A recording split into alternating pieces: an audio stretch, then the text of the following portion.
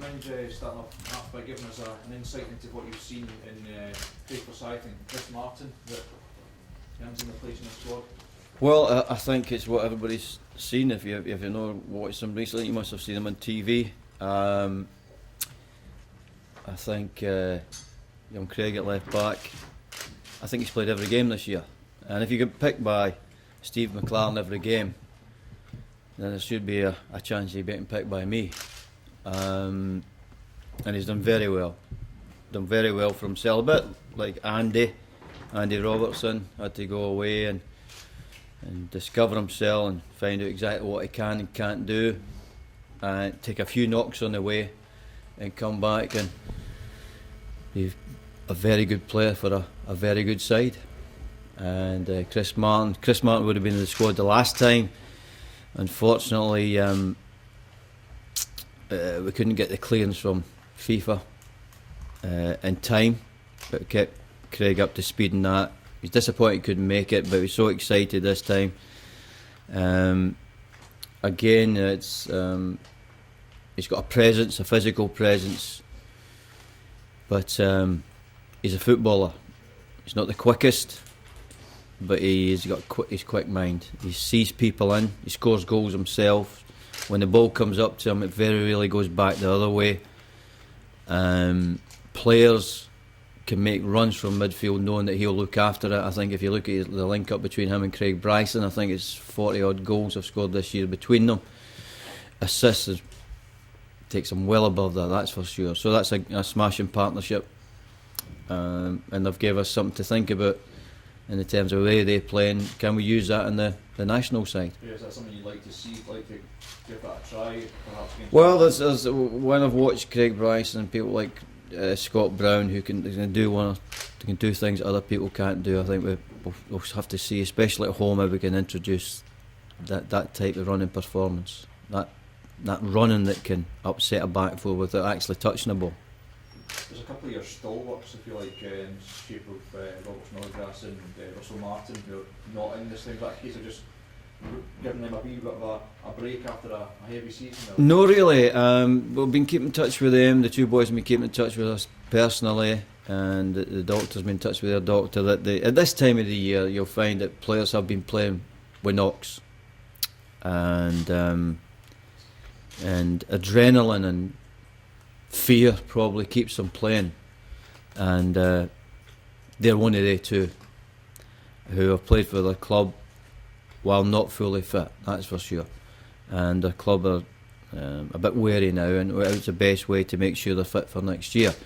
I think if you wanted to get any more information on that, you need to get to Norwich, because it's not up to me to tell you how they've got to treat injuries and what they want to do with their players. But we're delighted in the way they've kept us informed, especially players themselves, who are hoping to join up with us and just make sure that they're still involved in the squad when we meet up.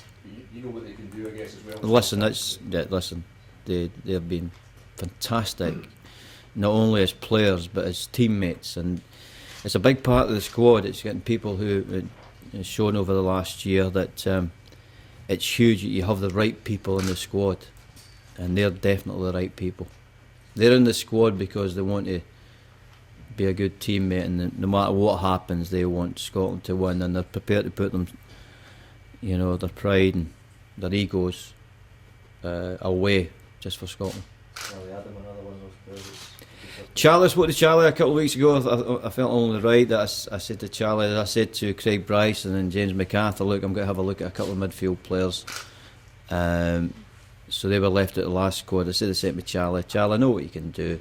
I'm going to have a look at another few lads, That's one you might have to just take a back seat in that one. It's understandable he wants to play, but understood that happened to some other players in the game previous. So he can use that break for his fitness and make sure he's ready for next year. We all know what Charlie can do, so that's not a problem. But we'll have a look at one or two other wee things in midfield this time. You've got a couple of experienced Scotland players back in the squad, and Gary Colwell and Sean Maloney, to get them involved. Well, they've been sensational for Scotland. It's up to them now to prove that they can get back to that standard they set before they were beset with injury. and the reports I'm getting and what we're getting back is they're looking good. Gary, I was surprised that he's back in the team as early. That's a bonus.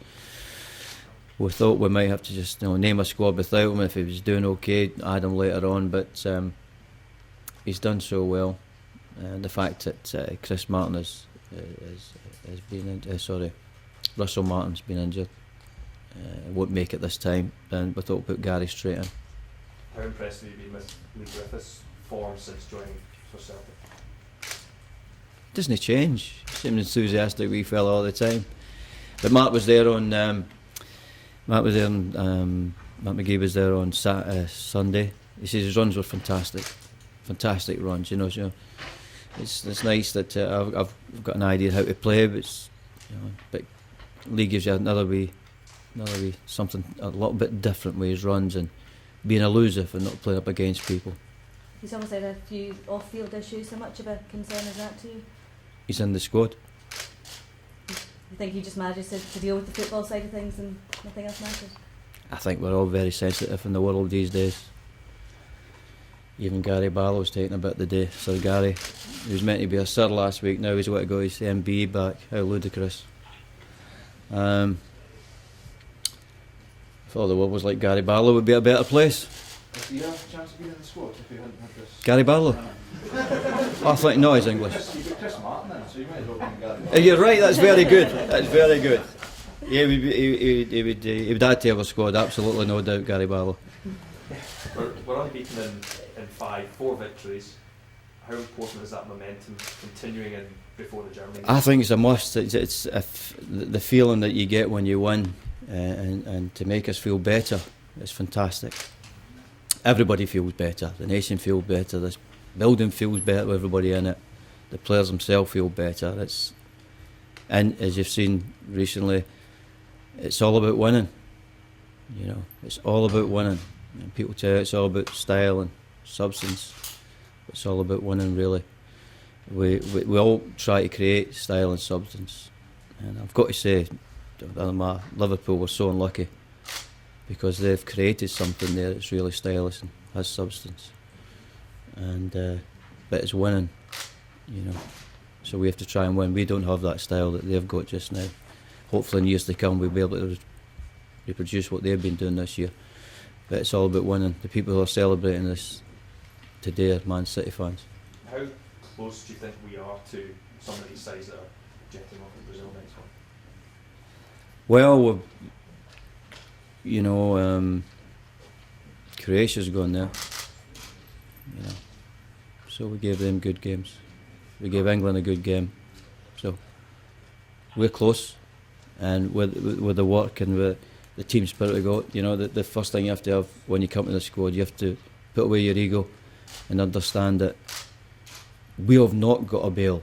So we'll have to work like a team. We cannot hope that we play badly for 80 minutes and somebody comes up and scores 2 wonder goals. We can't do that. We have to produce steady football for 80 minutes at least to go and win games of football. Concentrate, and we'll have to look like we have to score a goal as a team. And I hope I'm wrong.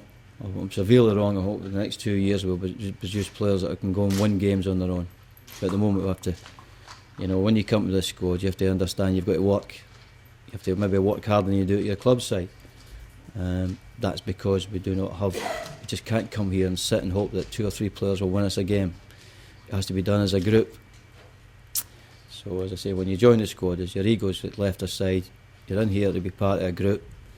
And basic things like you have to be able to pass the ball to each other.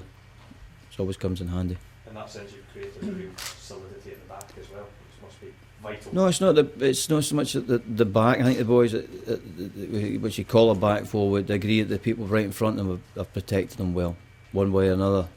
But we've got to work at that. We've got to work at that. We've got to work on the attacking side even more. We know that. I think we'll have to do more on the attacking side. Gordon, I wonder, just going back to Gary Colville, great respect to him, is it a bit of an indictment on a dearth perhaps of young centre-halves that you're not able to call on an up-and-coming Scottish centre-half and you have to go back to tried and tested Gary Colville? Well, as I say to you, there's things you've got to be able to do in international football mostly, and we can't always get it. It's the fact that when you get the tried and trusted, you need that experience. You know, I think it's easy as a young player to come in the tops because you're a young attacking player because you're just playing instinct. Defensively, you need to learn that. Over the years, you become better. I think Gary's got that. The fact he can actually pass the ball every time he gets it is also a bonus. A bit like Gordon Greer, not the fastest thing on 2 feet, but I think since Gordon played, I don't think anybody scored a goal against us. The fact that he can read it and be in positions, and the fact they can read it and start a move at the same time, that helps you defensively. So it's as I say, I've got an image in how we've got to try and play the game, and playing the game is keeping the ball and retaining it at this level. It's like Barry Bannon. Well, Barry Bannon has been perfect at this level, but for the English Premiership with that crash bang wallop sometime, it maybe just no for Barry at the moment. But international football is perfect for Barry. Is the fact that this is the last game that you'll have before the qualifiers start, is it not ideal for you? Is it a concern for you that you don't have more time to prepare? Well, only time we could probably get another game, because I only think one game's probably is as much as the players can handle at this time of year. I remember myself, I could probably get myself for one friendly, you know, rather than play 3 or 4 going round the world. I think your body can only take so much, and your mind. I'm hoping that we're going to get 4 good training sessions out of 2 days together, which will help us for September. For the guys who are here that have not been with us, I can put into their minds what we've been trying to do over the last year. So I thought it'd be the best. As I say, then you could probably get a friendly before the Germany game, but would you use it and say, right, I better protect the players I'm going to play and play the ones that are not going to get a game? That'll be a waste of time. Or have that 7 days and prepare for Germany, which we think at this time is the best for us. There's a lot of talk about Stevie May possibly getting a call. Was he under consideration? There was a few lads who are under consideration who would probably been in this squad, but I think there's an under 21 game. It's very, very important for under 21s in Scottish football. And after discussions with Matt Water and Billy Stark, we felt that it was the best way to kind of split it up. Young Andrews, who's got a right good chance of starting, Andrew Robertson, and we felt it best that the other lads would go and help Billy and his lads. Before we finish, Gordon, so there was, to go back to there were under consideration 3 or 4 other lads for this squad, but I just felt it's fair that we'd take one of the boys that would play. Just wondered your opinion on the news this morning that Gary Walker's been relieved of his duties at Hearts, people have been brought in as director of football. Do you have a sympathy for Gary Walker as a coach, what he's achieved over the last few months at Hearts? I have sympathy for anybody that does a full-time manager's job. It's no easy. But I'm sure Gary's enjoyed his experience, and that will be beneficial for any employee that Gary works for in the future. He's had that experience. It's an experience that wasn't easy for what was going on in the background. And I thought he handled himself magnificently. And by the way, I don't know if that's fact that he's left. So if you can edit this, if I'm talking about out of turn, he's still there. And but I wish him good luck. I thought he conducted himself fantastically well, and annoyed the other side of Edinburgh. Gordon, it looks like we might have another Scotland-England game on the cards. How much would you relish that again? I look forward to that when it comes along. I'm oblivious to that in the moment, as Darryl will tell you later on how oblivious I am. I was too engrossed in what was coming up in reality rather than what about friendlies. So I'll concentrate on the games coming up. They're far more important at this stage. Will you be keeping an eye on our Euro opponents over in Brazil? Oh yes, I've got to try and get real close to them. Yeah, but we're already looking at. We're scouting stuff already on our opponents. So we're hoping to get across to see many of them in the summer. Who do you think will win in Brazil? I think Brazil, Why? because they're very good. And they're very good players. Or maybe Argentina as well. Gordon, just looking domestically, what do you feel that the playoffs have added to this season? And are you surprised that the Burnham have ended up in 11th spot? The playoffs themselves, I think they've been fantastic. I really do. It's kept interesting in the division below, and if you think about it, with Hearts, with the penalty deductions, it'd been over and done with at Christmas, and that bottom would have been dead.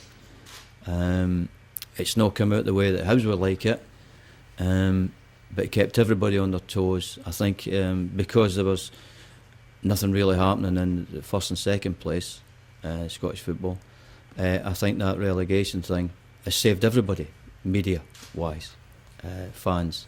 It's kept them on their seats. Might have been terrific football, but it was engrossing. And so I think that's been, whoever come up with that idea is well done. Okay, thank you.